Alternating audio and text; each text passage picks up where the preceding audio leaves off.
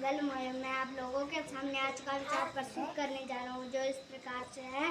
काका कृष्णो कृष्णो को वेदो पिका गयो, बसंत समय प्राप्ते काका काको पिको पिको। कौवा भी काला होता है और कोयल भी काली होती है। बसंत ऋतु आने पर ही पता चलता है कौवा कौवा होता है और कोयल कोयल होती है। बहुत सुंदर। क्या बोला इसने? काक कृष्ण पिको कृष्ण को वेदो पिक काकयो, बसंत समये प्राप्ते काको काको पिको पिको। बोलो तो जरा मेरे साथ बोलो तो। काक कृष्ण पिको कृष्ण को वेदो पिक काकयो, बसंत समये प्राप्ते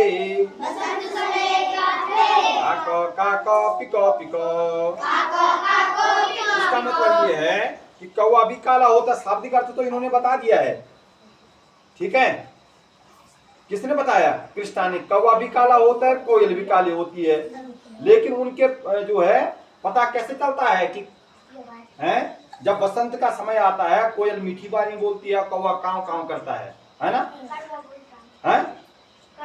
कड़वा बोलता है कौवा, कौवा कड़वा बोलता है और वो क्या बोलती है? कोयल मीठी बोलती है। तब जाके उन दोनों में अंतर आता है कि ये कौवा है और ये क्या है? कोयल। इसका मतलब ये है कि सभी लोग दिखने में एक जैसे होते हैं। लोग दिखने में तो क्या होते हैं? एक जैसे होते हैं, लेकिन क्या होता है कि जब वो अपना व्यवहार, जब वो अपनी बात, अपना विचार मन प्रकट करते हैं, तो उससे जो है उनमें क्या आता है? उनके माने उनका स्वभाव के कारण जो उनमें भेद उत्पन्न होता है। दिखने में तो सब एक जैसे होते हैं, मतलब जज नहीं कर पाएंगे इनमें से कौन अच्छा आदमी कौन खराब आदमी है। लेकिन जब वो बोलेगा, जब वो आचरण करेगा, जब वो जो है बात करेगा, आचार विचार करेगा, आचार व्यवहार करेगा, तो तभी जाकर पता चलता है कि जो है ये अच्छा आदमी है और ये जो है गंदा आदमी है। ये अच्छा आदमी और ये क्या है? गंदा। कहने का मतलब क्या है कि कौवा और कोयल दोनों एक जैसे होती है, लेकिन जब वो बोलते हैं बसंत ऋतु में, जब बोलते तो बोलने पर पता चलती है कौवा कोयल है। तो उसी प्रकार से जो व्यक्ति जो है, हम किसी व्यक्ति की पहचान उसके गुणों से, उसके स्वभाव से, उसके आचार विचार से कर सकते हैं। दिखने में तो सब एक जैसे लगते हैं, सुंदर ही लगते हैं, सबके सब क्या लगते हैं? सुंदर ही लगते हैं। ठीक हो गया? उधर देखो, स्वच्छे देहे स्वच्छ चित्तम, स्वच्छे देहे स्वच्छ चित्तम, स्वच्छ चित्ते स्वच्छ ज्ञानम, स्वच्छ चित्ते स्वच्छ ज्ञानम, स्वच्छ ज्ञानात् स्वच्छ जीवनम, स्वच्छ जीवने सुखम। इसका अर्थ यह है कि स्वच्छ शरीर में स्वच्छ मन होता है। स्वच्छ शरीर में क्या होता है? स्वच्छ चित्तम, स्वच्छ देहे स्वच्छ चित्तम। स्वच्छ शरीर में जो है स्वच्छ मन होता है और स्वच्छ चित्ते स्वच्छ ज्ञानम। और जिसका चित्त स्वच्छ होगा उसको जो है उसका ज्ञान भी स्वच्छ होता है, उसका ज्ञान भी क्या होता है? स्वच्छ होता है। उसके बाद लिखा हुआ है स्वच्छ जीवनम, स्वच्छ ज्ञानात् स्वच्छ जीवनम। और जिसका ज्ञान अच्छा होगा, स्वच्छ होगा, तो उसका जीवन भी स्वच्छ होता है। और जिसका जीवन स्वच्छ होगा वो हमेशा सुखी रहता है, उसका जीवन हमेशा सुखी रहता है। क्या रहता है?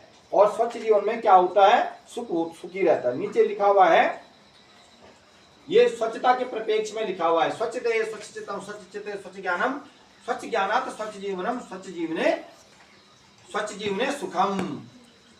ठीक, इसको अपनी कॉपी में लिख देना। नीचे लिखा, भारत का मानक समय IST, Indian standard time. Pakistan का भी इसी से जाना जाता है और बांग्लादेश का भी और भारत का भी। तो UTC प्लस 5.30, माने जो हमारा जो है जो विश्व का मानक समय है, जो विश्व का मानक समय है उससे जो है 5.5 घंटे आगे है भारत का जो मानक समय। प्लस 5.30 लिखा हुआ ना। इसका मतलब ये है कि जैसे अभी हमारे यहाँ 5:30 बजे सुबह हो रही ना, सॉरी हमारे यहाँ कितना बज रहा है इस समय? इस समय हमारे यहाँ 8:30 हो रहा है। तो इंग्लैंड में जो है 5.5 घंटे पीछे, मैं वहां की 3:30 मैंने 3 बज रहा हूँ इस समय। कितने बज रहे हैं? 3 बज रहे हैं वहाँ इस समय जो है 3 बज रहे हैं। और हमारे यहाँ कितना बज रहा है? 5:30 बज रहा है। हमारे यहाँ कितना बज रहा है? 8:30 बज रहा है। तो वहाँ जो है 3 बज रहे हैं। तो 5.5 घंटे का जो है अंतर है हमारे मानक समय में और विश्व के मानक समय, विश्व का जो मानक समय है वो 0 डिग्री देशांतर ग्रीनविच से लिया गया है। कल परसों कुछ दिन आपको देशांतर बताए थे, तो देशांतर से हमें स्थान की स्थिति और विस्तार का पता चलता है कि कौन स्थान किस जगह पे बसा हुआ है, किस देशांतर में बसा हुआ है। एक देशांतर में 4 मिनट का अंतर होता है। ऋषि ने परसों आपको बताया कि कितने देशांतर कितना होते हैं, 360 होते हैं। कितने होते हैं? 300। और जबकि अक्षांश कितना होते हैं? 180 होते हैं। अक्षांश रेखाएं कितनी होती हैं? 180 होती हैं। पृथ्वी पे जो अक्षांश और देशांतर रेखाएं हैं वो खींची नहीं गई हैं, बल्कि काल्पनिक रेखाएं हैं। ये क्या है? काल्पनिक रेखाएं हैं। और विश्व का जो मानक समय है वो लंदन से होकर के गुजरता है 0 डिग्री देशांतर, 0 डिग्री देशांतर से होकर के गुजरता है। ठीक है ना? देशांतर का मतलब ये होता है देशांतर से हम किसी स्थान का पता चलता है, उसकी स्थिति का पता चलता है और उसके समय का पता चलता है देशांतर से। आदित्य कहां देख रहे हैं आप? कहां देख रहे हैं? अब जैसे भारत का जो मानक समय है वो 82.5 डिग्री पूर्वी देशांतर है। प्रयागराज के एक गांव है नैनी गांव, नैनी, प्रयागराज के नैनी गांव से होकर के हमारा जो मानक समय 82.5 डिग्री पूर्वी देशांतर है। और विश्व का जो मानक समय वो कहां से है? 0 डिग्री देशांतर, 0 डिग्री देशांतर। वो कहां पे स्थित है? लंदन में है। ग्रीनविच बोलते हैं उसको, ग्रीनविच नामक स्थान पे लंदन में है। ठीक, तो देशांतर से किसका पता चलता है?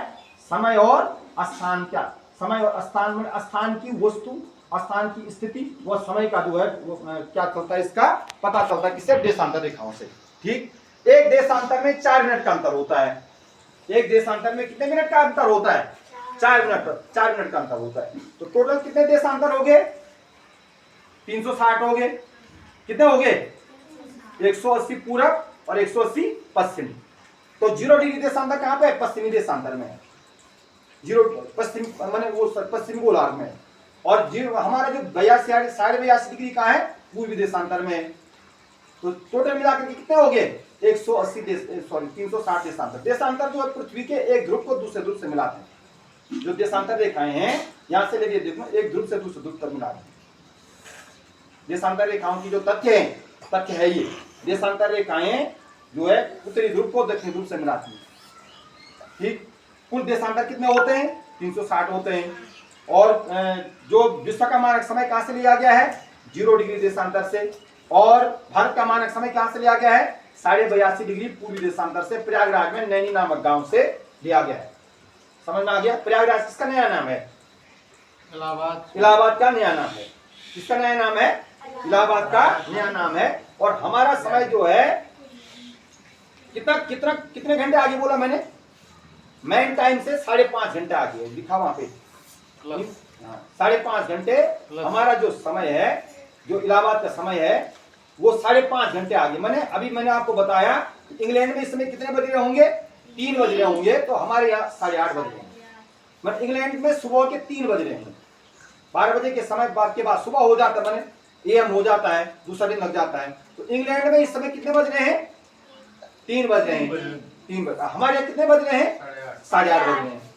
समझ में आ गया? 5.5 घंटे का अंतर। 5.5 घंटे का नहीं समझा? समझ में आ गया? तो ये हल्का सा टच था। अभी इस पे और बात करेंगे। इस पूरे हफ्ते देशांतर रेखाओं पे बात करेंगे। समझ में आ गया? आगे बोर्ड देखो। Daily black board update 1613, date 30 सितंबर 2024, डे मंडे। Today's thought. मैं आज के लिए लगातार 24 घंटे चलता हूँ। कौन चलता है 24 घंटे? कौन चलता है 24 घंटे लगातार? समय चलता है, समय चलता है, हैं? आप मेरे लिए कम से कम 1 घंटे पैदल अवश्य चलें। आप मेरे लिए कम से कम 1 घंटे पैदल अवश्य चलें। आज का विचार है टुडेज वर्ड है हर्ट। हर्ट मतलब हृदय, हृदयम। हाँ, यहाँ पे प्रयागराज इलाहाबाद का नया नाम है हृदयम। टुडे जी के विश्व हृदय दिवस है आज 29 सितंबर को। न कल था। विश्व हृदय दिवस 29 सितंबर को मनाया जाता है। टुडे जी के विश्व हृदय दिवस 29 सितंबर को मनाया जाता है। अंतर्राष्ट्रीय अनुवाद दिवस भी 30 सितंबर को। और जयंती स्वतंत्रता सेनानी पंडित सरदाराम शर्मा, जिन्होंने इनका जन्म हुआ था 30 सितंबर सन 1837 को। और इन्होंने आरती लिखी थी, ओम जय जगदीश हरे प्रभु सबका दुख दूर करे। ठीक है। हाँ हाँ। देख लो भाई शर्मा जी। पंडित सरदाराम शर्मा जी ने लिखा था, ओम जय जगदीश हरे, प्रभु सबका दुख दूर करे, है ना, यही तो है ना, प्रभु सबका क्या करे, दुख दूर करे। ठीक हो गया। और नीचे टुडे प्रेरणा है कुमारी अंशिका, टुडे सूरज है हार्दिक, क्योंकि आज हार्दिक बहुत दिनों से विद्यालय आया, हाँ। हफ होने के कारण, इसलिए जो है हार्दिक को जो है आज क्या चुना गया, सूरज चुना गया, क्योंकि हार्दिक जो है अपडेट होकर क्या रखा है ना, टाई भी पहन रखी है, बेल्ट भी पहन रखी है, गले में जो है वो क्या बोलते हैं उसको